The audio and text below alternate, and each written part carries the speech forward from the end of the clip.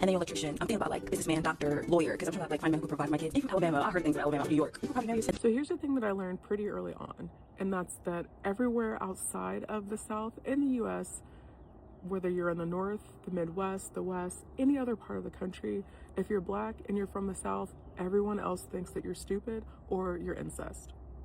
My family is from the South, like through and through, but like a lot of families from the South in the 1960s, the late 1960s, my grandfather moved everybody up north to the Midwest, to upstate Ohio, because everybody was looking for jobs and the North had them in spades. What my family ran into there before they found their people, where my mom said she was bullied by people who were going through civil rights movements and things like that, because my grandmother told them to stay out of it. They called them stupid, they called them ignorant. They knew that they were from the South, so they thought that they were slower because of that.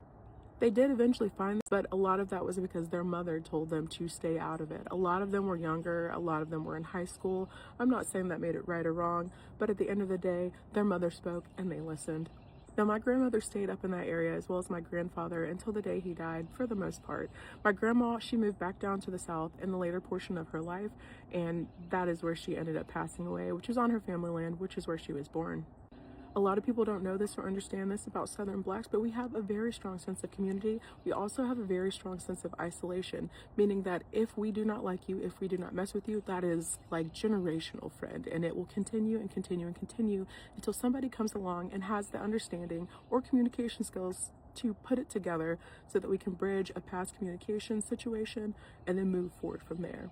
Now, I'm not saying that people in the South don't have a reputation of having lower school scores and things like that, but I will say across the country, we are kind of hurting. So the stigmatism of being Black and from the South does not help by newer people who say things like this in this video. Just because that person does not have the business title that you want, that does not mean that they are not a business professional.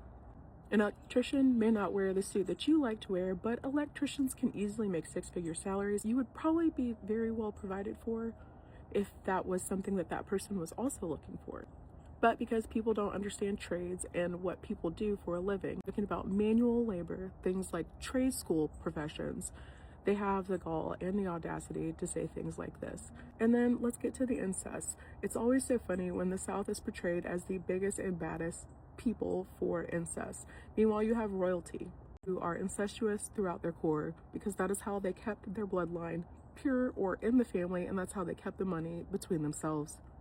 So before you come for anybody in the South, especially as someone in the North of this country, I would say probably educate yourself and maybe don't come into situations with prejudice toward your fellow Black people.